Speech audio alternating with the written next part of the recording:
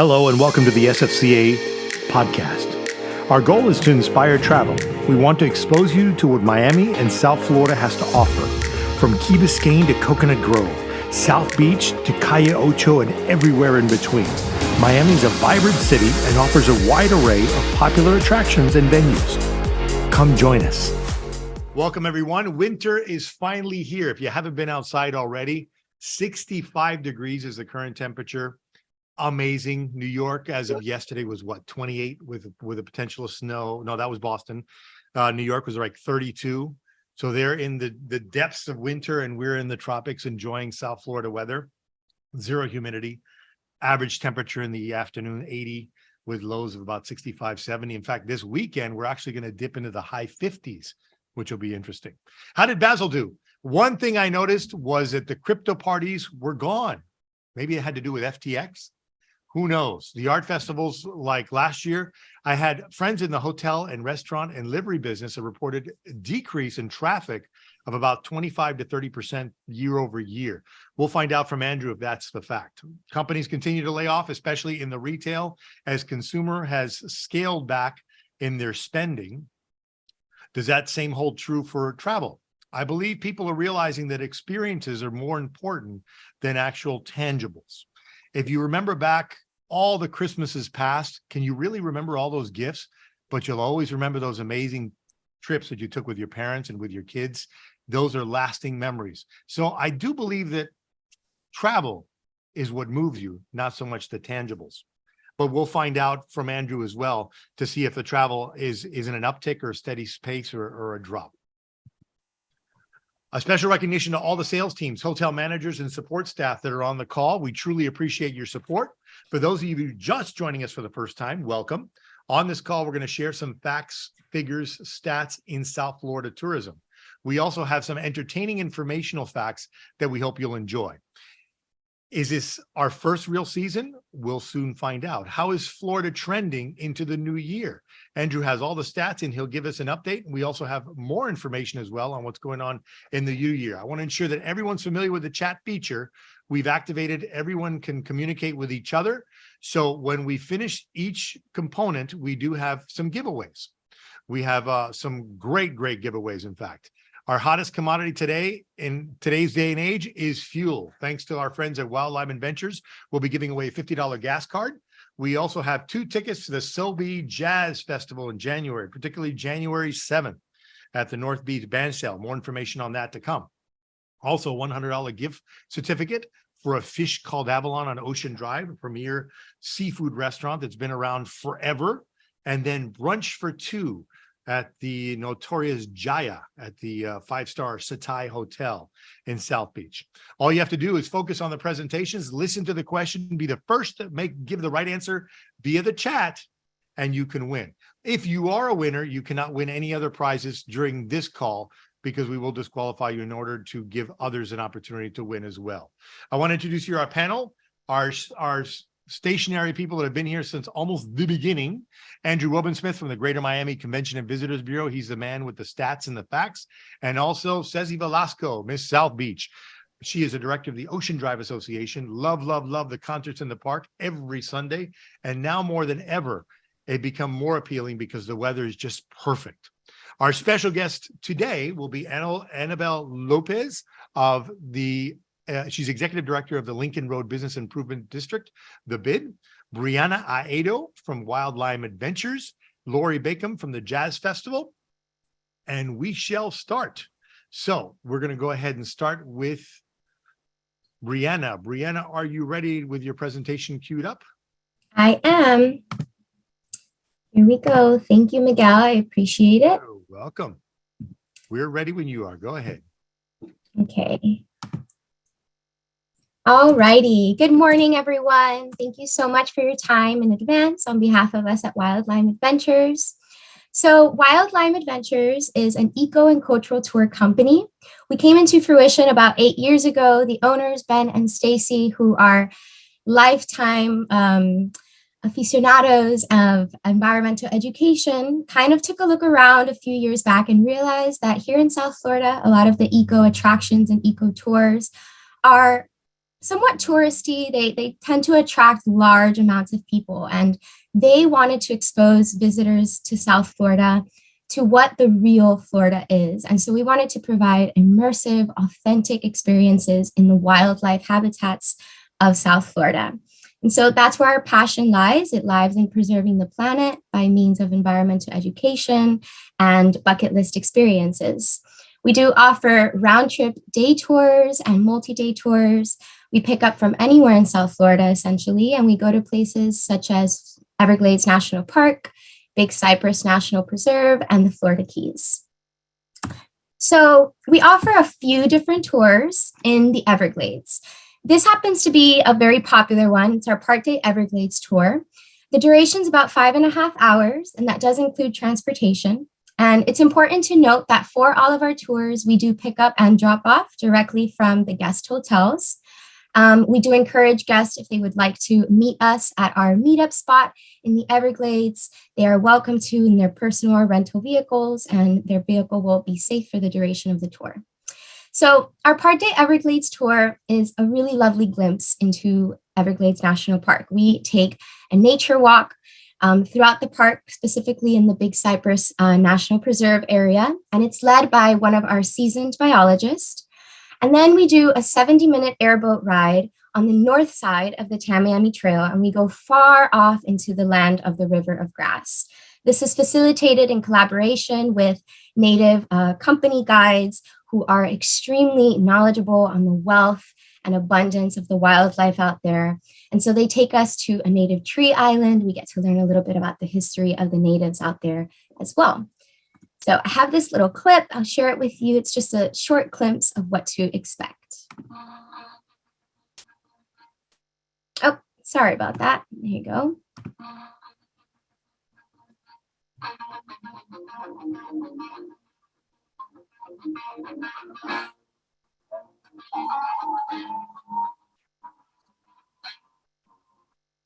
Yeah, so as you can see, we're not seeing any wildlife in captivity, that's for sure.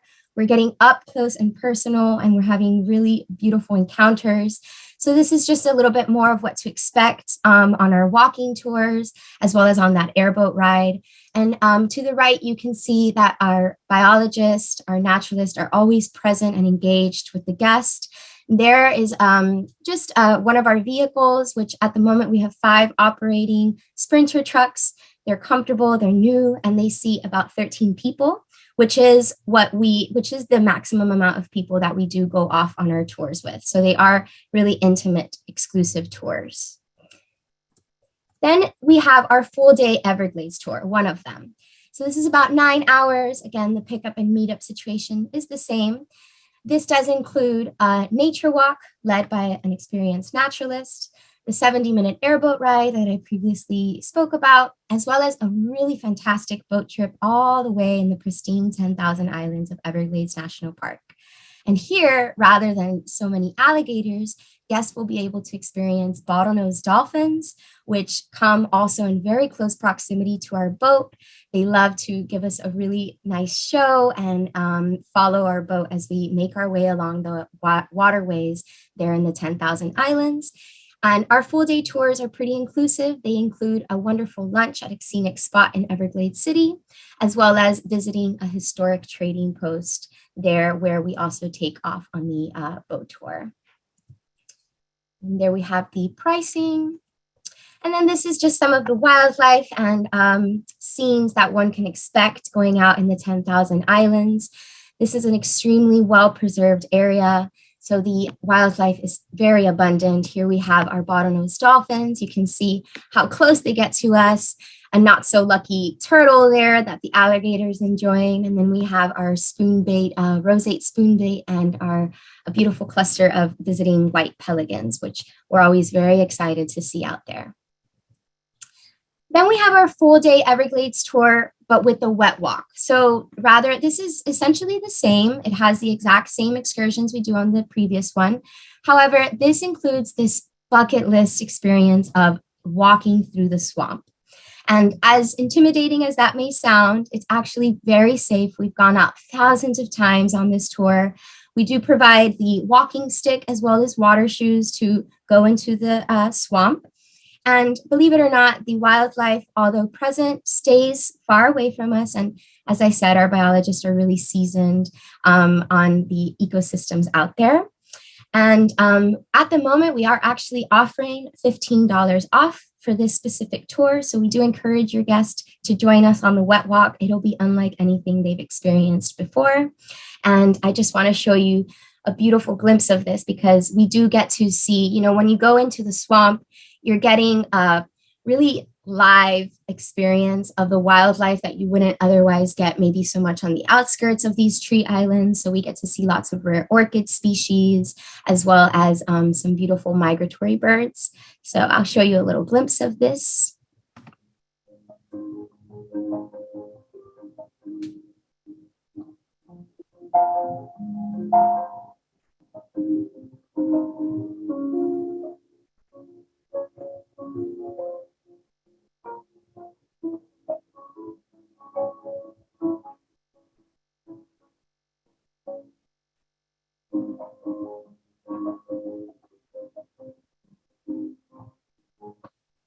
Yeah, so it's quite beautiful. I personally call it the bromeliad wonderland. As you can see, there's air plants all throughout the cypress trees there, and it's just a wonderful experience. Then we have another full day Everglades tour, and this one involves kayaking, which is really nice for those that are water lovers and kind of want to have an eco tour more on the water. So here we do two different hikes in the southern region of the Everglades. And so our kayaking trip also goes out from the southernmost region of the Everglades, known as Flamingo. And rather than alligators, here the guests will be able to see crocodiles, right? Because we're in saltwater now coming out of the Florida Bay. So that is really interesting. And of course, we're going to get to see our beautiful staple manatees. And this also, as I mentioned, the full day tours do include a lunch. And all of our lunches are always considerate of gluten-free, vegan, or vegetarian diets restrictions, okay? This tour is a little bit longer, and the pickup and meetup situation is the same. And here we have some of the scenes. As I said, they'll be seeing crocodiles, and it's just a beautiful experience. The water is normally quite flat, and we get to see it's really clear. So we're getting really awesome shots of these beautiful creatures. Now we're going all the way to the Florida Keys. So we do offer Florida Keys Marine Eco Adventure. Again, it's a little longer, it's a little further out. So pickup time's a bit earlier for the guest. And this tour is super comprehensive. We go on two different excursions. We do a snorkeling tour at two different coral reef locations within a marine sanctuary, where we're going to see a plenitude of wildlife from nurse sharks, manatees, dolphins, eels, and these are close encounters, okay? And then we're also going kayaking, or they have the option of doing stand-up paddle led by a marine biologist, and we go through the essential ecosystems such as seagrass flats and mangrove, old growth mangrove forest. In addition to this, if guests are interested, we can do scuba diving on this tour. It would be at an additional cost though, okay? And here we just have a video, which I'd love to play for you.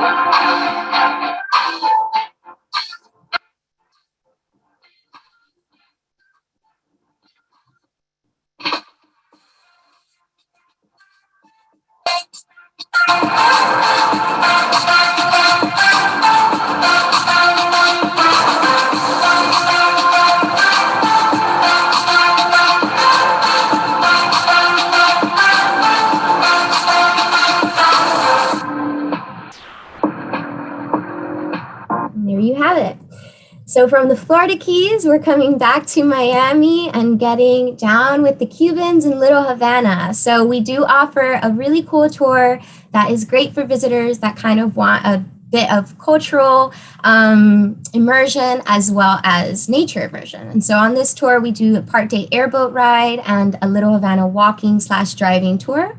It's a bit shorter, so the guests get to sleep in a little bit more. The pickup's not as early. And this includes, again, that 1 hour spectacular airboat ride in the River of Grass. And then we make our way to Little Havana, and it is a really awesome tour. So we do part of it walking, part of it driving. And in that walking tour, we're getting to experience a cigar making demonstration. We get to have the staple fuel of Miami natives, which is Cuban coffee, of course. And then we'll definitely have time for shopping and an authentic Cuban lunch.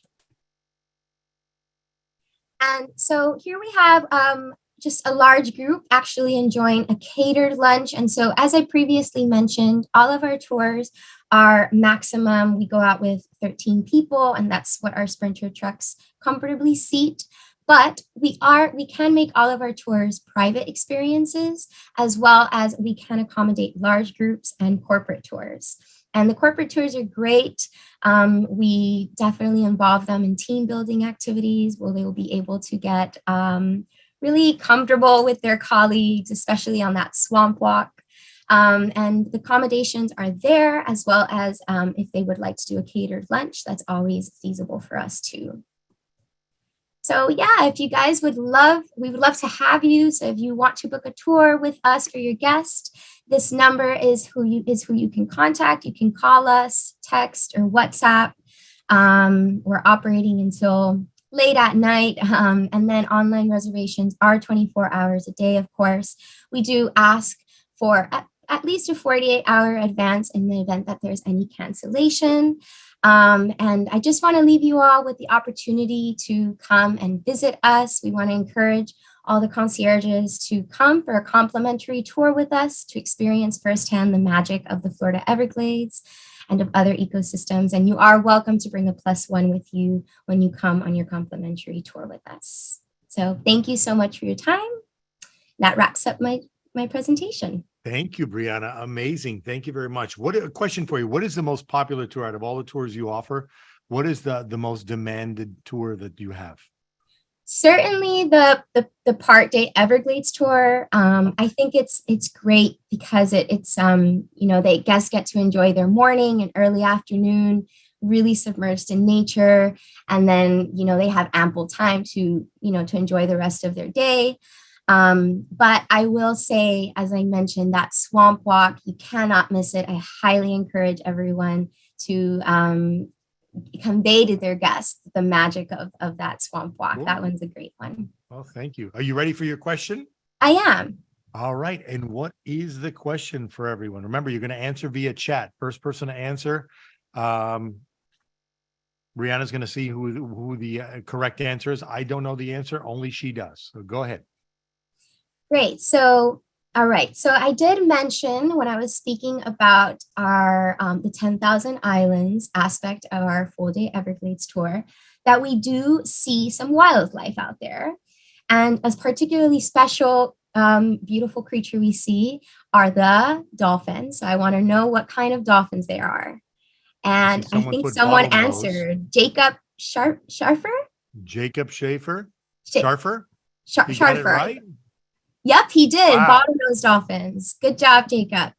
Congrats, Jacob. Man, he's psychic. You didn't finish a question. He already knew what you were going to ask. Mm-hmm. Amazing. Congrats, Jacob. Thank you very much, Brianna. Anyone have any questions? And please send us via text. Brianna's going to be on for the remainder of the call. I do show a question in queue. Let me see what it is. Oh, no, she sent manatee. So that was, I guess it was an answer to your question. All right. Next up will be Annabel Lopez from the Lincoln Road. Brianna, if you want to unshare your screen. Annabel, if you want to bring up your screen. And at the end of Annabel's presentation, we will be giving away 2 tickets for the Jazz Festival coming up on January 7th, the North Beach Bandshell. Sorry. Annabel, see a dark screen.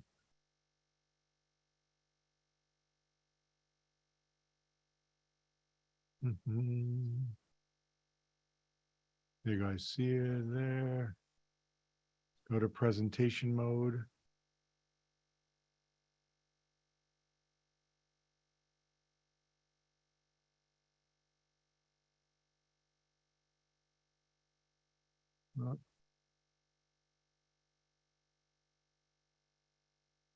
Exit, yeah, click here, exit show on the top left.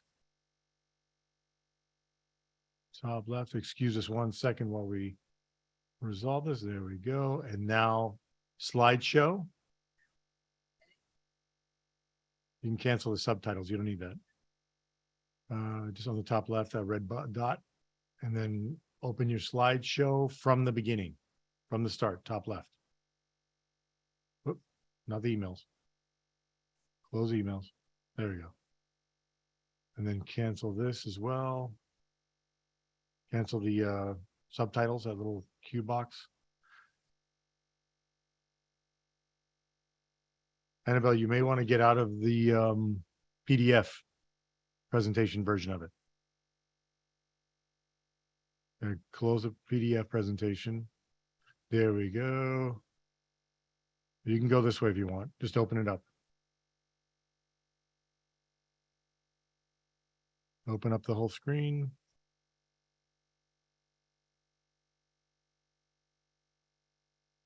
The green X, the green dot. This is the green dot. There we go. And if you want to do the presentation this way, it's fine. Just slide through.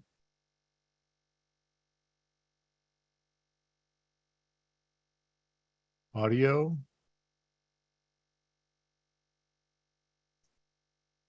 Annabelle, you have your audio on? Hi, guys. I'm so sorry. I apologize for all this hiccups. Can you see my screen okay?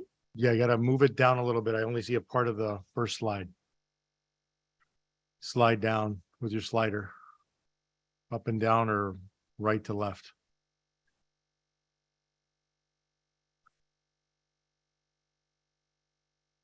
Oh.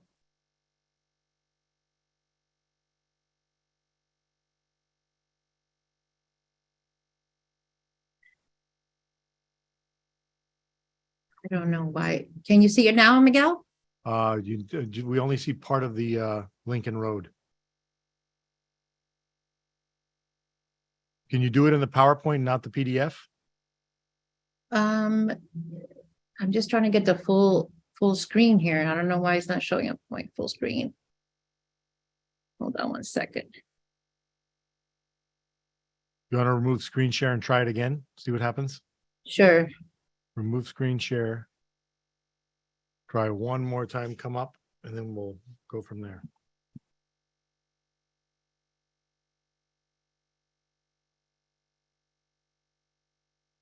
No.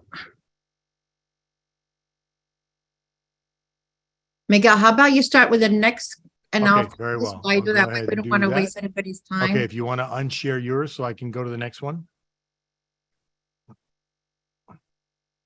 Annabelle, click on the bottom, unshare your screen because we can't move forward without it.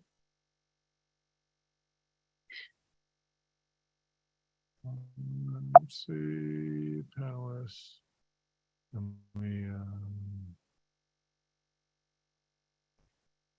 There we go. I ended it. Okay, Andrew, go ahead with your presentation. Annabelle, we'll circle back to you. Okay, thank you. Andrew, if you want to queue up. Thank you for your patience, everyone. And the stats and figures from Andrew Wobensmith, Director of Research and Business and Intelligence for the Greater Miami Convention and Visitors Bureau. Andrew, you are on, kind sir. Go ahead. Thank you very much, kind sir. Good to see everybody this morning, and I can't believe it's been over a year of me doing this every month, and I really appreciate that. It's been a great experience for me to get the feedback that I've been getting. I was in a meeting, or I'm sorry, I was at a party the other week, and I had a number of people that attend this call every month faithfully who came up to me and thanked me and talked about these presentations. And so if you're on the call today, I really appreciate that. That means a lot to me.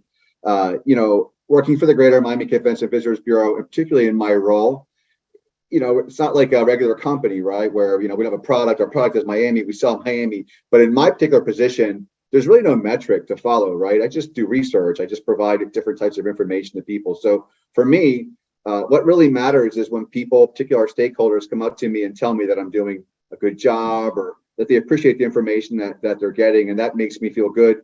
And that makes me, that tells me that I'm doing my job. So once again, I appreciate that. And so as you had mentioned, Miguel, we have a number of things we're going to talk about today. Certainly Art Basel, certainly economics, as I always do every month. It's just what I do. So what I'll do is I'll share some information about what we see going on again in the macro view, and we'll get down to the micro view, which is, of course, Miami-Dade County. So this first little blip comes from Destinations Analysts. They do their regular survey. They release results every other week. And so what they're saying is that some holiday travelers may need some inspiration. But the good news here is that a lot of people are saying they're going to travel. They're going to travel this holiday season. But a lot of these people, again, as we've talked about month after month, is they're very price conscious. So a lot of people feel a recession is coming. Matter of fact, 60% of Americans are saying we're probably going to be in a recession. And so a lot of these people are saying we're going to be more cautious with our money. So a lot of these people are also going to be using credit card points and so forth to purchase things for their trip. So most common purchases will be airline tickets and hotel stays.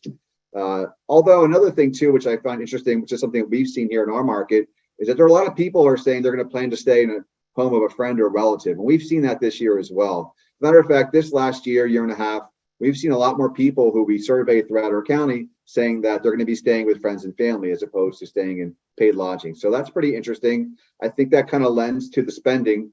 When we see how expensive things have gotten, we know that a lot of people are looking to save money. So it would make sense that they could travel to a destination and stay with a friend or relative as opposed to staying in paid lodging. So interesting stats. Also, about a third of Americans are also saying they're likely to travel abroad in the next 12 months. And the top destinations are saying they'd like to go to would be Italy, Canada, UK, Mexico, France, and Japan.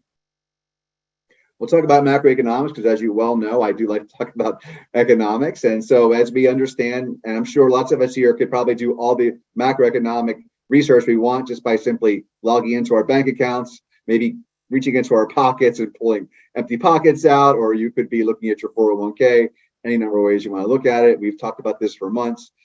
Inflation, of course, persists, and we do see some more rate hikes that are expected. The producer price index, the PPI, and for those of you that may not be familiar with that term, that is really what it costs the inflation on the goods that these producers buy in order to produce the products that we buy. So that is an indicator that we will see more regular CPI in the months to come. And so I guess the best way to think about producer price index is think about a builder building a house, right? That builder will spend 6 months. They will buy materials that will cost them more money. And then in turn, after that 6 months, they'll sell that house. And so therefore, that price will also be high in order for them to capture that money. So the inflation that they're feeling now on buying these goods will continue to play itself out in the market when we want to go buy those goods. So what we see here is that the PPI continues to go up 7.4% from a year ago. So it's definitely not a great sign in terms of inflation. It's the third month in a row that we've seen it increase. It's still, we hit a peak in March, but we still see that the prices are still not going down. Some of these things that are pushing this up would be food. Looking at wholesale vegetable prices as an example that pushes the food index up. We do see some declining costs, energy costs. So I know a lot of us, we're going to the pumps and we're seeing that the prices are coming down a little bit, which is great news and I'm sure helps us a little bit.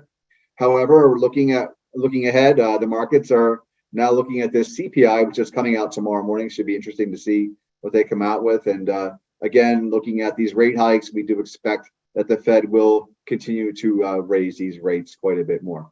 And again, a little blurb from somebody from Morgan Stanley, I thought really sums it up. Month over month PPI rising slightly and coming into expectations is another reminder how sticky inflation is. It'll take time before we see it normalize. A little blurb here from U.S. travel. They say that we should expect to see continued domestic travel and a slight recession. I'm glad they're finally saying recession. I was up there a couple of months ago. I'm on a committee for U.S. travel for the research advisory, and we had an economist there speak, and he said we might be in a recession sometime next year. So I think they've changed their tune a little bit. Everybody else sort of knows this, and so they're finally saying, yeah, we're probably going to be in a slight recession next year. But some of the good news is that spending is still really high, travel spending in particular. We do have some headwinds, as we've talked about for months, and I'm sure this is no surprise that international inbound travel is still recovering, but it's not where it was before. However, we do see a lot of other indicators that are improving despite these increasing airfares. People are still flying, and that recovery is well underway throughout our country, and just a little bit below 2019 We know here in Miami, we're actually doing well above that. Business travel expects to pick up and improve. And then we know people are going to continue to spend money. Once again, we talked about U.S. travel and their forecast. They're saying that we will see continued strong leisure demand. And also in business travel, maybe a slight downturn in 2023. They say that a full recovery in terms of volume is forecasted for a few more years from now. And then finally, not unexpected, sluggish recovery for international travel. And as we'll talk about in a moment, we'll talk about what international travel looks like here to Miami.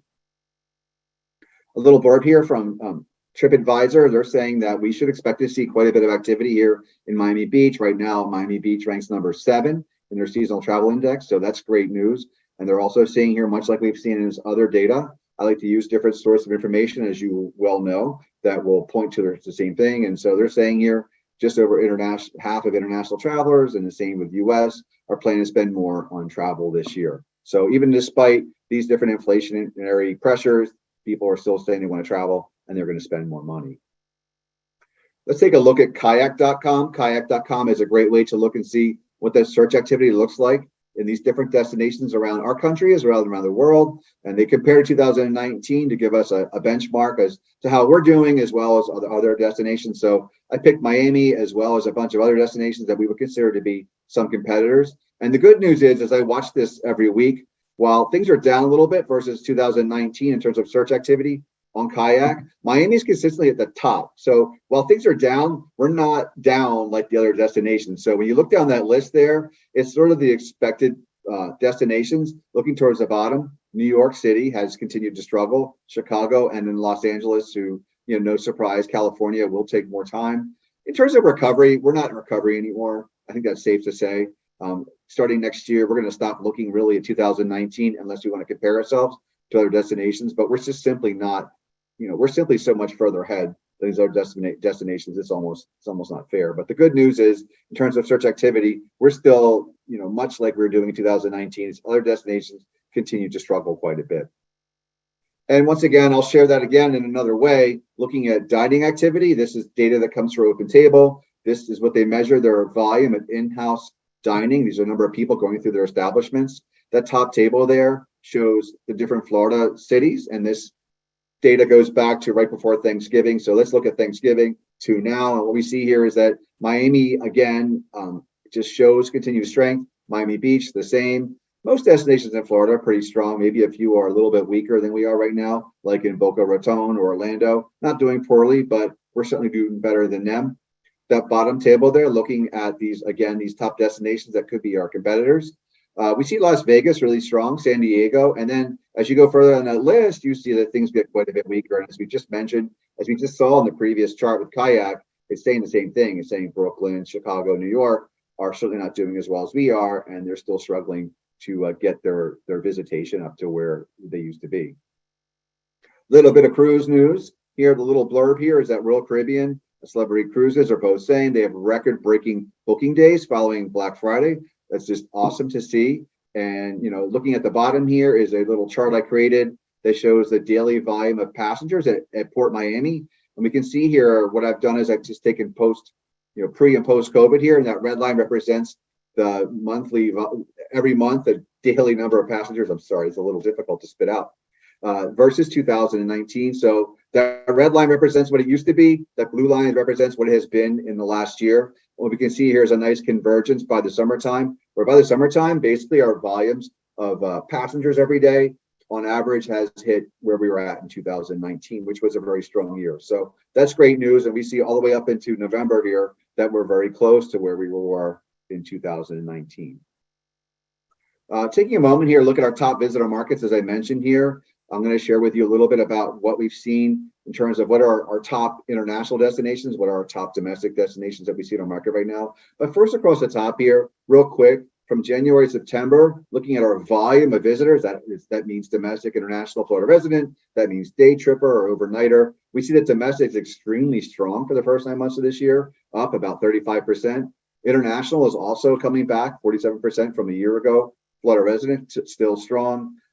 From January to September, we see 21.8 million visitors coming through Miami. That is a really healthy increase. And if we stay on track here, just so you know, last year was a record year. We had 24.2 million total visitors coming into Miami-Dade. And right now we're set to exceed that number by a couple of million people. So that's really great news. Down here at these two tables here, these are the first 6 months numbers for our markets. Colombia at the top of the list, not a surprise, but Canada is back. Canada is back. Some of these other countries like United Kingdom is coming back. Spain is coming back. So that's really great news. I see that these European visitors are showing up here. I'm sure a lot of you already know that. If your destination, if you're a hotelier or you're a restaurateur, I'm sure you're seeing these people coming through your establishment. To the right there, just simply what it looks like from our local markets. And there's nothing here that's really surprising. New York, Atlanta, Chicago, all the normal players here that come here. We see there that really we're about flat, essentially, down 1% is flat. And so these numbers will change. I expect things to continue to be on a great trajectory for the rest of the year. Looking at these demand indexes, if you've been on this call, I use these a lot. This will be the last month. You'll see this chart. All I've really done here is looked at these different areas of Miami-Dade County compared to the 2019. So what we have here is what it looks like in terms of volume of people, right? So at MIA, in our hotels, in our restaurants, and then finally, as we talked about, our cruise activity here, what we see is everything above that black dotted line represents gravy. As far as I'm concerned, that's the difference between now versus 2019. So you can see all the way down the board there that we have been doing very well. And even down there at the bottom, as I mentioned, the cruise, those blue bars represent what the daily activities look like at Port Miami. And as you can see more recently, we've actually met and exceeded a little bit over 2019. We'll talk about Art Basel for a moment here. I know that we have some constraints of time, but we did very well for Art Basel. So I've shared some different charts here. Across the top is a bar chart. We wanted to look at the week of Art Basel. Let's look at the airport first. So we see there that the split of domestic and international arrivals was anywhere from 38% international to 45%. That's really great. That tells us that we're really seeing about the same split of international domestic arrivals that we did in 2019. Down at the bottom, those two tables, the table to the left, MIA total passengers coming through the airport. We see that actually we were down versus last year in the total number of passengers coming through MIA. We were still very far up over 2019, but last year was an exceptionally strong year. I think that's really good to keep in mind when we compare to last year and this year. Some things were up a little bit more, such as the number of hotel rooms sold. We can see to the right there that compared to last year, we actually sold more hotel rooms. So we were up almost 3% or just over 3% in terms of rooms sold from last year. Looking at our regional hotel occupancy, ADR and RevPAR, the news here is, you can see here, and I'll just run through this real quick. The red indicates the percent change that was negative, green positive. We can see there the occupancy was down a little bit from 19.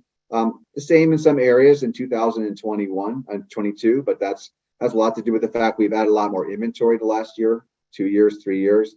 The average daily room rate is really what a lot of us are looking at, because the question was constantly, do we think we'll make the room rates that we were last year? And the good news is in a lot of areas, we actually did. However, maybe some areas down a little bit. Overall, even versus last year, our room rates were higher. So, and certainly 2019, we were a lot higher. So unfortunately, if you have a property in Surfside Bell Harbor, maybe you were down a little bit from last year. So now you were only able on average to charge $945 a night for a room. You were still 60% up from 2019. And then our neighbors north to the south also saw the same type of performance. Their room rates were still really strong. This is a chart we have here for Art Basel. I wanted to illustrate just how much things have changed over the past 20 years in Miami Beach. If you look at these three, occupancy, ADR, and RevPAR, once again, down at the bottom is pre-Art Basel. If anybody can remember that far back, it's just over 20 years. I don't know, what were you doing 20 years ago? Occupancy, it's hard to believe that occupancy during the week that used to be when no Art Basel was here was 45% in 2001. It's kind of hard to believe that we would have occupancy at any time of 45% in Miami Beach. And as you can see throughout the years going up, that we were actually 81% this last Art Basel. The room rate, again, that middle chart there, you see that this year was $638, just a little bit lower than last year's $669. But if you look at the history, we have just continually been so much further up over the last years. It's just been incredible. And of course, those two metrics equals RevPAR. So the same story. Looking further out, this 90-day reserved occupancy, looking at hotel and short-term rentals, I think they're both important here. The story here is that we're seeing continued booking strength for the upcoming 90 days. Those yellow bars indicate what we're going to see around New Year's. Interestingly, last year, this time, which is what we're comparing to, that red dotted line is what we saw last year at the same time. Of course, these bars indicate what we see now. It was a little bit higher in terms of pickup last year for New Year's Eve. Why that is, I don't really know. It's not terrible, but it's definitely a blip here. So perhaps people were more excited last year to travel during New Year's, or maybe they're saying, a few of them are saying, maybe we have some other destinations that we would prefer to visit this year over last year. Short-term rental market is looking pretty strong as well. Looking certainly further out, things are on par or above year over year. Now, I will share one chart here, and I'm saving this for last because I think this really sums up some of the things that we're seeing that we're going to be looking at. And this is what our booking pace looks like in our hotels on a monthly for the upcoming 12 years. What we see is what I've just talked about. The short term looks pretty good, but if you look a little bit further out, looking out towards like July, August into the summer, Q2, Q3 and Q4 in particular, we are seeing some weakness right now. This is the first time we've actually seen anything. So it may lend into some of this stuff about recession that, of course, I mean, economists are saying that next year, particularly the second half of the year, they expect to see some recession. And, you know, I'm saying that right now we are seeing decreased booking activity for this upcoming year towards the end of the year. So keep that in mind if you're a hotelier as you're starting to plan that we are seeing some weakness. So some of you folks may not be seeing this yet, but we're seeing that. So we like to think that we share this with you first. So in summary, travelers, they're budget conscious, but their desire to travel is still really strong. Holiday travel looks good. We do know that macroeconomic indicators are showing some decrease for next year, but most people finally agree that there's a recession. Inflation is not going to go away. International travel recovering, and of course here the Europeans, Canadians have returned. Cruise, great shape. Art Basel was great.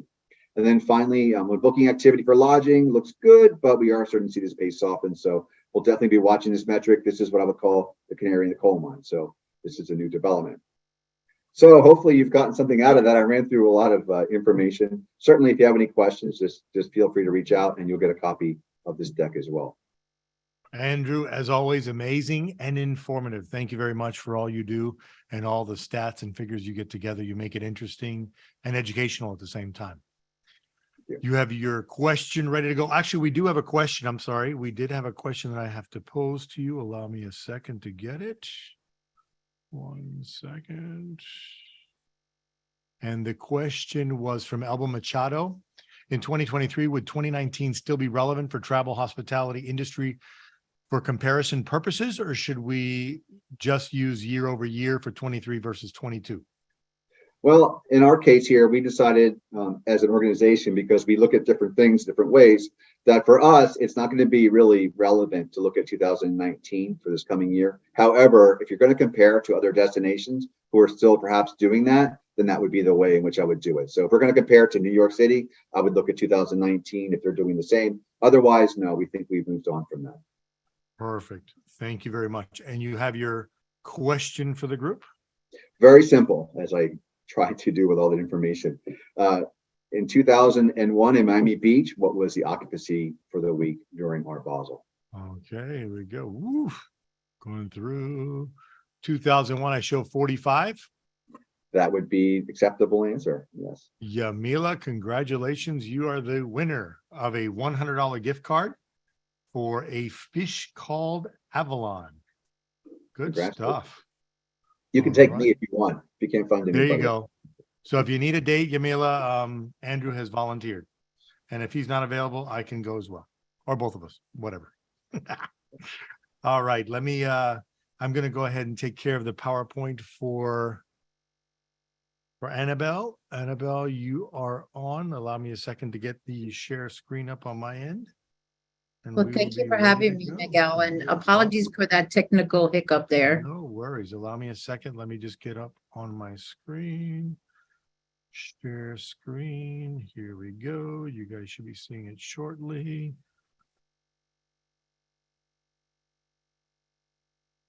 There we go. You see it? I see it. We all see it. It's a beautiful thing. Yay, Go ahead, I'll see Annabel. you now.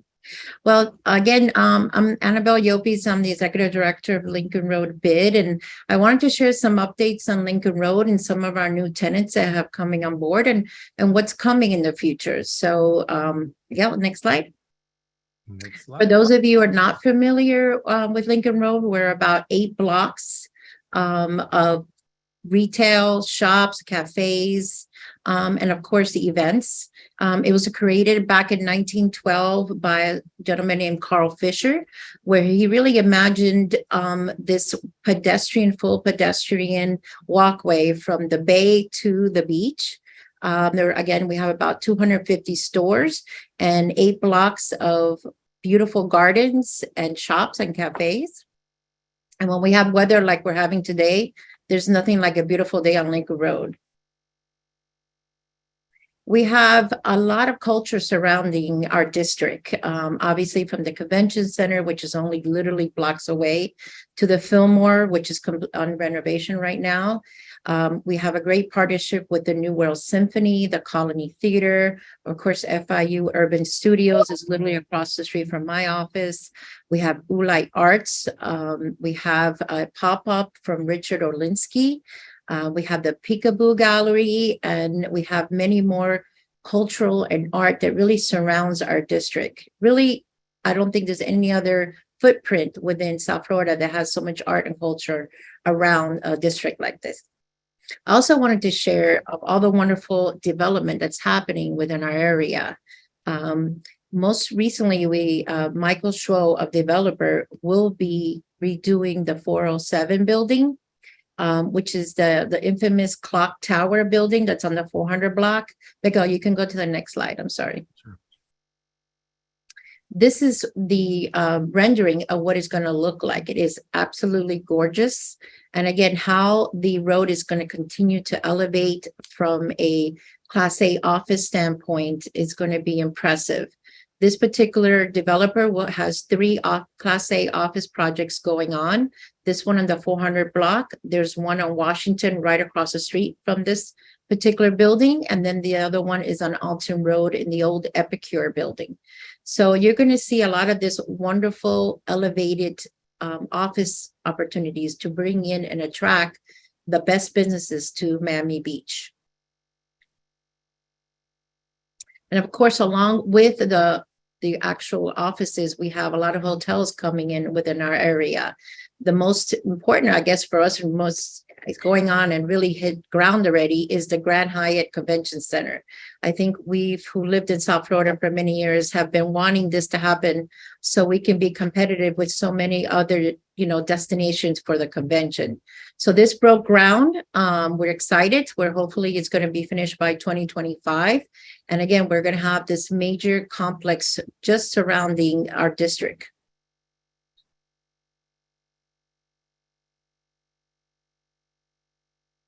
And then some of the new retail that has just recently opened, for those of you who haven't been on Lincoln Road for a while, Pollo and Jaras is on the 1200 block. It's a wonderful food concept. Yoyoso is on Alton and Lincoln. Isabella, which I know many of you are familiar with, is a wonderful Mediterranean restaurant. Mila's has been doing phenomenal. It's a very upscale restaurant and lounge. They just completed their expansion. They are selling private membership and it's going very well. So again, it really shows the appetite for our local as well as our consumers across the bridge to come to elevated restaurant concepts on Lincoln Road. Some other retail that opened up is Deluxe Milano, which is a unisex clothing store. Mango recently opened. Lulu's Emporium, which sells some designer brands there.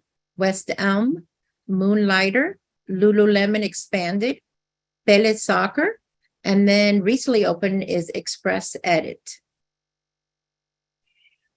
And some of our new ones that are coming in, and we can't wait for some of these to open up, Anatomy Gym, which is going to be on the 12 in Alton, Sadel's, Tacomi, which is a Mexican taco concept, Sushi Mas, Louise James Boutique. She just actually opened on Friday.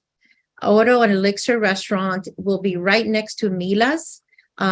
Similar concept in upscale dining, lounge, after hours type of environment. The milkshake bar, Salt and Straw. For those of you who are familiar with Salt and Straw, they opened up in Coconut Grove. They will be having a permanent location here on the 800 block. Cheesecake Factory, it's an all-time favorite for everyone. They should be opening up by the end of January.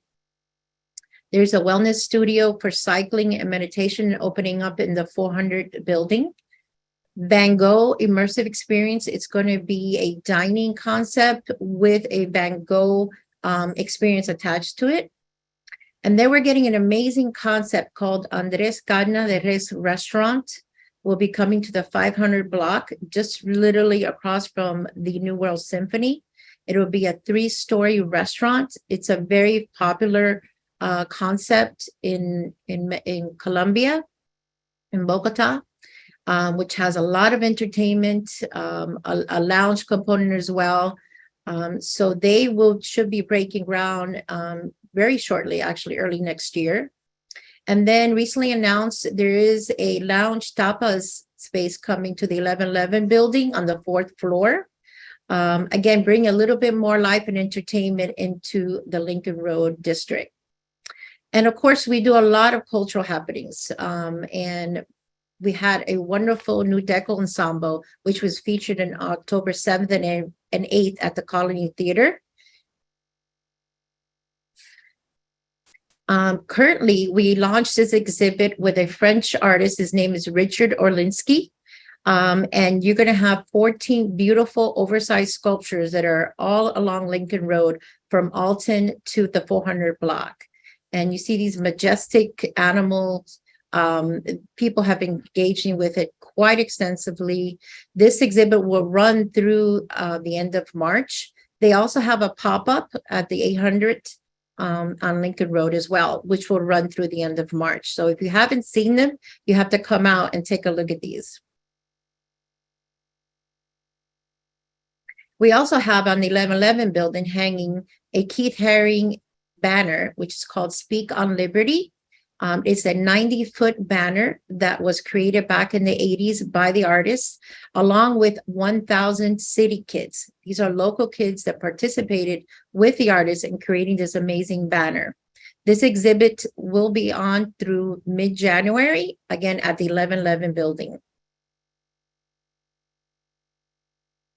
And then the Lincoln Road bid executes a lot of entertainment along the road.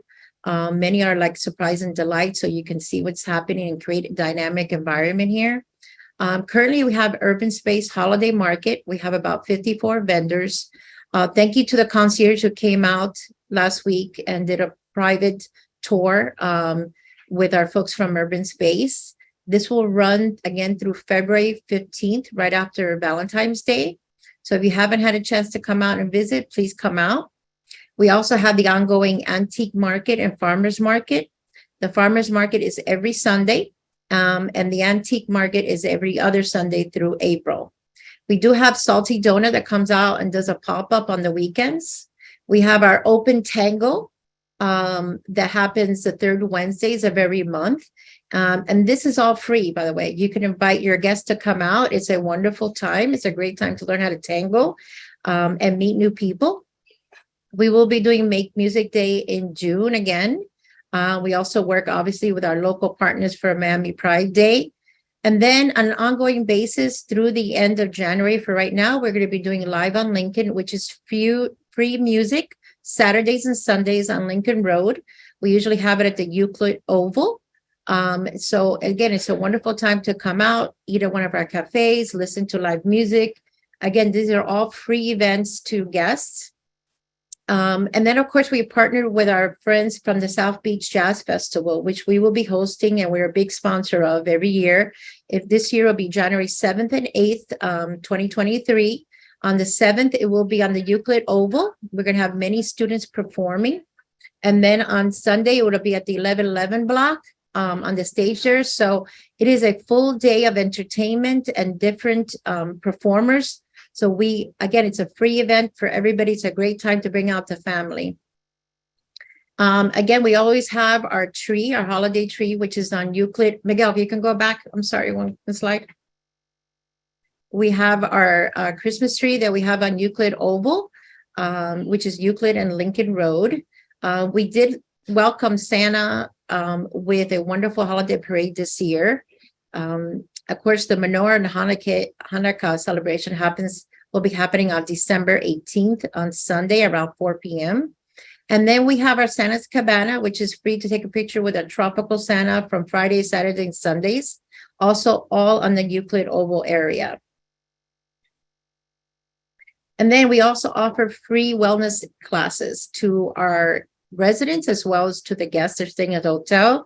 We have free yogas on Sundays. We have Zumba on Tuesday evenings. And then we have a wonderful boot camp on Saturdays. So anybody who's looking for free wellness activities, Lincoln Road is the place to come out and do so. And then we partner with Fairchild to really look at all the beautiful natural habitat that we have on Lincoln Road and the trees. And we have over 1,000 orchids that you will see as you walk along Lincoln Road. These beautiful flowering plants, all in partnership with Fairchild Tropical Gardens. And I did want to mention that along with the city will be conducting an upgrade to Lincoln Road. They partner with James Corner, which is the one who did the High Line in New York City. They're looking to start the renovations probably sometime in May of next year. The full scope has not been determined, but it will be similar, but not from the original design. I believe they announced this back in 2015. It's been a while. We're excited that it's finally going to happen. So more to come on that when we have the final scope of the work. But we're excited that they're going to be redoing the Oval. They're going to be pedestrianizing the Drexel Street. Drexel will no longer be traveled by car. They will be closed off. They're going to upgrade Meridian with wider sidewalks. So we look forward to all the updates that the city has coming down our pipeline. And that is it for presentations. I don't know if anybody has any questions. If you have any questions, just shoot them off through the chat or the Q&A. I'd be more than happy to answer them. Thank you very much, Annabel. Very, very, very busy time for you. You've got many things going on. Yes. Now, question for you. The Lincoln Road, is it actually owned by somebody? Is it part of the city? Is it owned by a particular entity or just a district? That's a good question, Miguel. It's really a district. It is a liaison between private developers who own the buildings that you see all the cafes and the retail in with the public sidewalks. So it's really, the bid acts as a liaison between the private developers and the city of Miami Beach. Okay. And then we do have a question from Patricia Santos. What time do the classes start? Usually so Zumba is on Tuesdays at 6.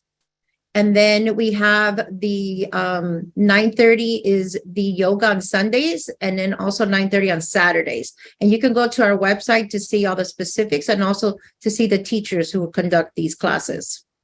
Perfect. And again, we'll share Annabelle's deck as well as Andrew's deck, as well as Brianna's deck, and more information on the South Beach Jazz Festival as well. Annabelle, you have your question ready for 2 tickets to the South Beach Jazz Festival? Yes, and thank you to Lori for these 2 tickets. This is for the Saturday night performances. It starts from 8 to 11. It's an amazing trio they're going to be playing. It's a mambo night, so I highly suggest it. So to attend, my question is, how many kids participated in the making of the Keith Haring banner?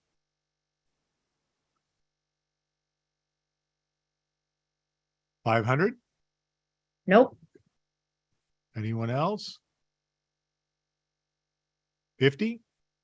No. 1,200, 110, 175, Maybe it was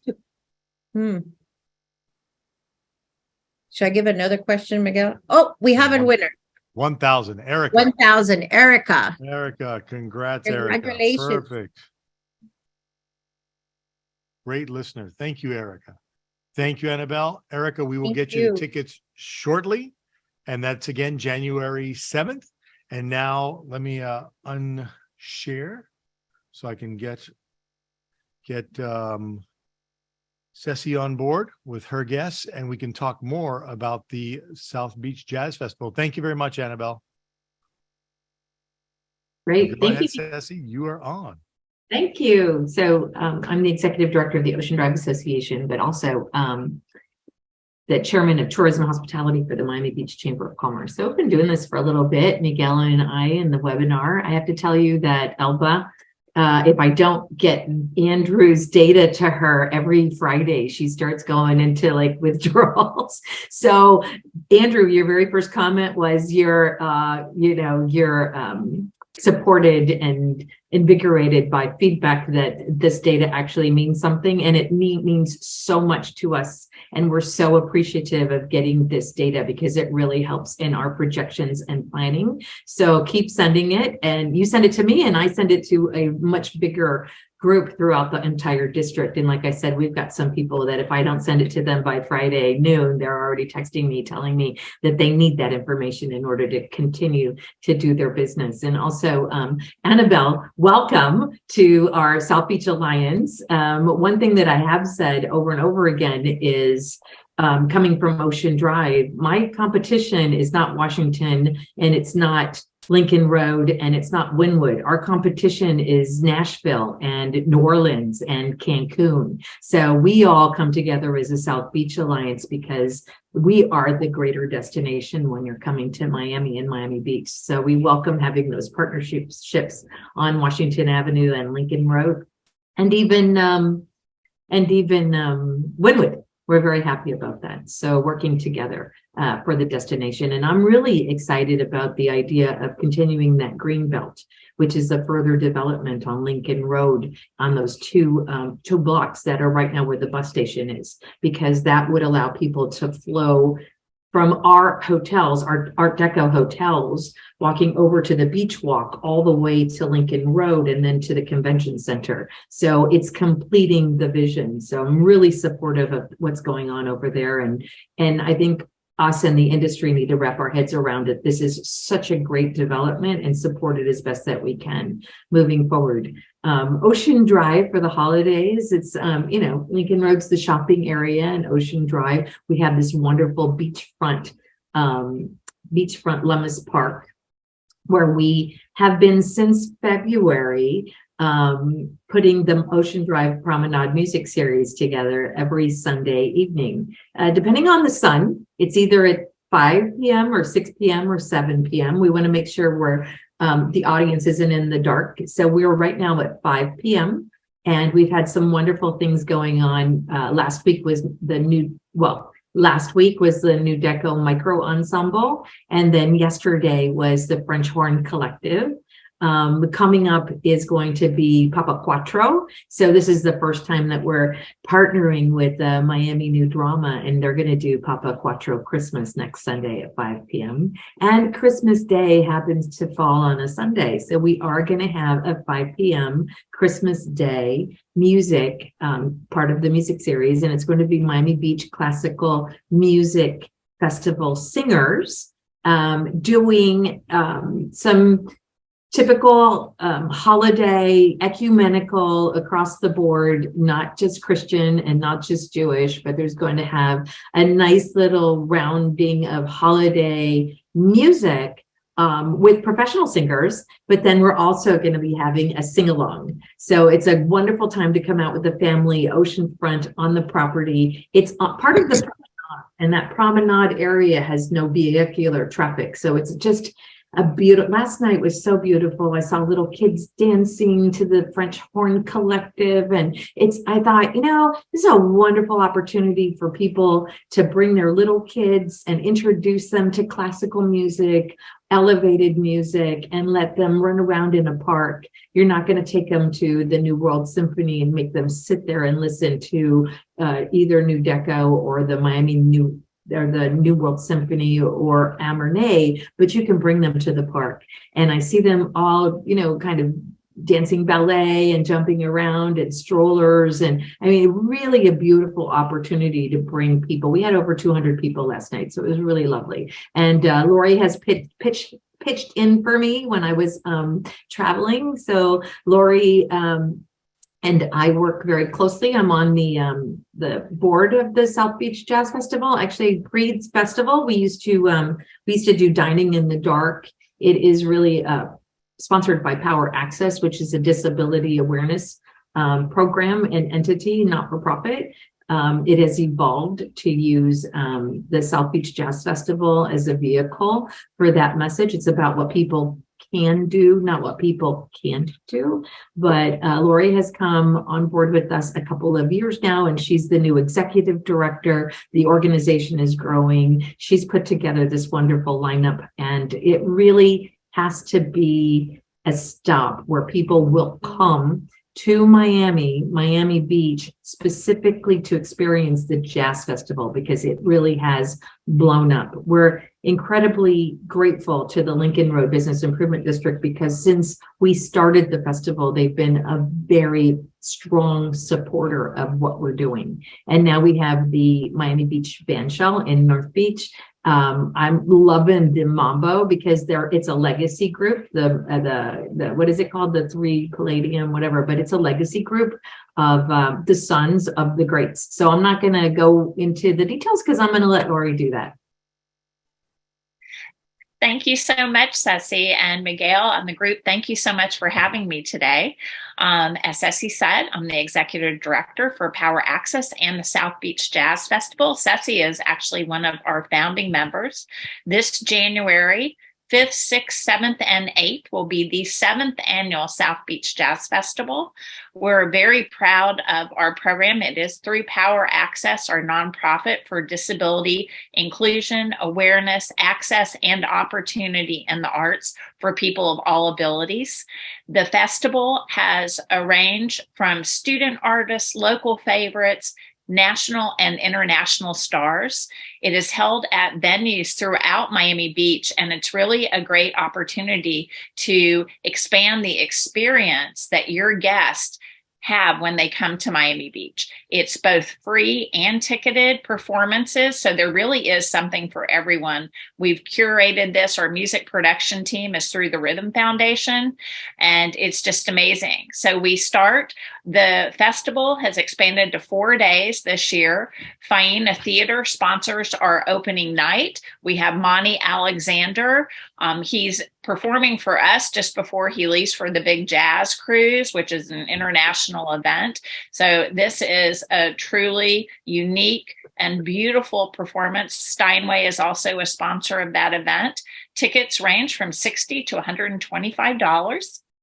Then on Friday, we have something that I think each of you as members would enjoy and really gain from. We have a panel virtual discussion by our founder, David New, who is an accessibility advocate, and Mike Ladon, who is the founder of the New York City Disability Pride Parade and special guest. And it's going to be about access in the arts for people and artists with disabilities. And it really is going to be advocates and artists talking about their experience and how that can be made better and what's great about it. So I encourage all of you, that's a free Zoom event, to participate so you can learn more about your full audience and all your guests as they come to stay with you with all abilities. Friday night, we have a new event at the Bass Museum, Society Jazz Night. Chuck Bergeron, South Florida Jazz Orchestra with special guest Nicole Henry. Tickets for that are $75. You will be able to stroll the museum, have a cocktail. Buyer's Grill is sponsoring Light Bites, and it's going to be a true, beautiful event. That's the first time, and we're so thankful to Bass Museum for coming in as a sponsor on the venue for that event.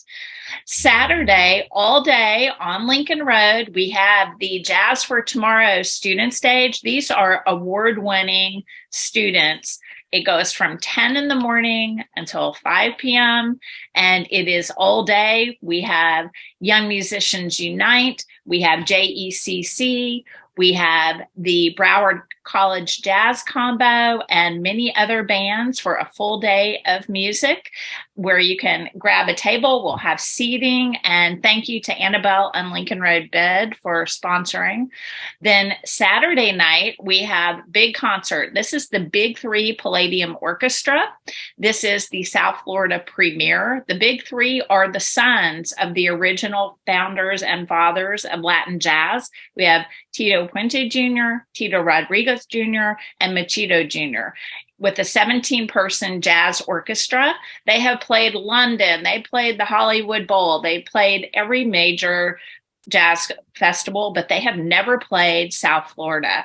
And we could not, there will be dancing, and tickets go from $35 to $75. You also, if you have a guest that wants a really special experience, we do have cabanas there that are at $400. You can give out, and we'll be sending this in our notes.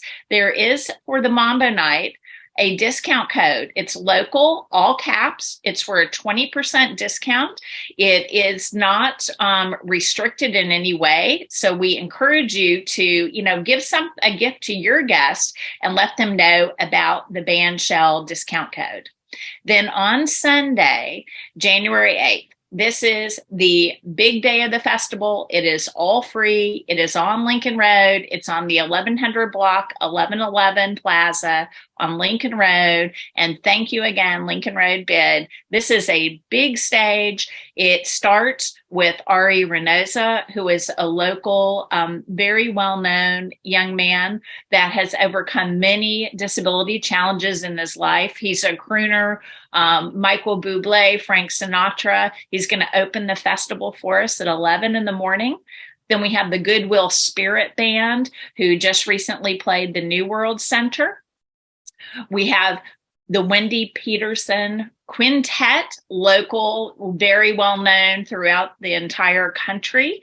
And they will be highlighting one of our scholarship winners, Marnell Jean. Then we have Sammy Figueroa, and his band will be there for a great performance. Then we have Mike LaDon and the Groover Quartet coming out of New York. And to end the day for a big, almost hour and a half performance, we have Gaviria Rio. They will be just dancing in the aisleways when Gaviria Rio Miami comes on. So that's a big Brazilian jazz experience. So we invite you all to come out. You can go to sobejazzfestival.com for tickets and also the schedule. And I think the thing we're most proud of is that we really do have the festival throughout the entire city of Miami Beach. It's many venues, it's accessible. We have American Sign Language interpreters at all our performances so that both it's accessible to artists and to the audience. We also this year are very proud that we are adding live audio descriptions at the performances. So the band shell and also the full day on Lincoln Road, if you have a guest that has a sight impairment of any kind, we will have a big tent and we will have a live facilitator there that will be able to describe the full setting. So they're both experiencing the music, but also getting audio descriptions of what is surrounding them. And we're really excited about it. And we do hope that you will all tell your guest about it. We believe that this is the best of Miami Beach, is giving the full experience. And I fully believe that all the experiences we have culturally throughout our city are why those numbers for Miami and Miami Beach are better than so much of the country. We do really offer the full thing here. And we're so happy that the South Beach Jazz Festival is part of it. True, Lori. It's not only the culture, but the weather. The weather is amazing. It lends to it as well. Thank you very much for your presentation. Before we go, we still have one more item to give away, and that is a brunch for two at Jaya at the Satai Hotel, thanks to Courtney. Thank you, Courtney, very much. And the question will be, ladies, which one of you will be answering, giving the question? Lori or Ceci? I do. I have a question. Ceci? Great. It's really Here we easy. go. It's really easy because I want everybody to know this.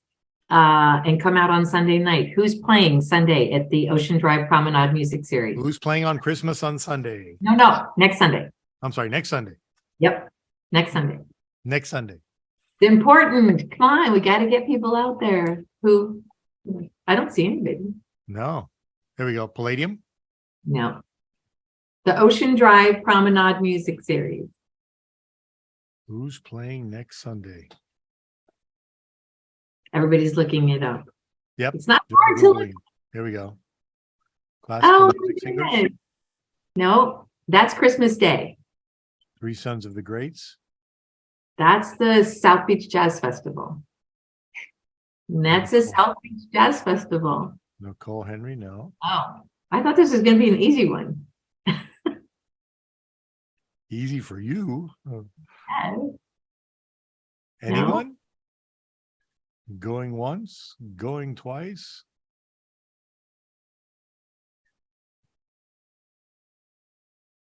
Want to wait or give another question? No, I think Wait. Perfect. that was an old flyer, but you're on the right track, Gary. But that was the original. Okay, I think Gary's got it. But so originally we were calling it Beachside Broadway because it was the Miami new drama. But they've decided that they're going to do a Papa Quattro Christmas. So that's what's happening next Sunday. But Gary, that was the original flyer that went out, Beachside Broadway. So Gary's technically correct. Congrats, Gary. You have won again. I believe he was a winner last month. So congrats, Gary. Thank you very much. And before I close, Gary, we'll reach out to you to get you the brunch for two at the Satai. Thank you to Courtney Howell. Thank you very much. Now, before we go, special announcement. If you saw Ceci, there's a glow in her face. Why? Because she's now engaged. Congratulations, Ceci. She will now be Mrs. Garcia very, very soon. So congrats. He has caught himself an amazing woman. I wish you all the best, both you and Orlando Jacinto, the best, the best, the best. So congrats to her. What a way to end a year, right? What a way to end a year.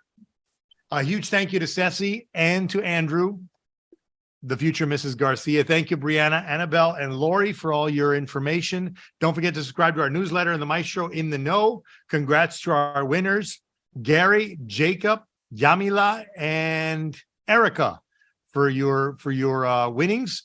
Thank you to everyone as we end up this call for the last call for December. We hope to see you in January. Got some really special guests. I'm not going to mention who until we confirm them, but you're going to like it. I think it's going to spike our numbers dramatically.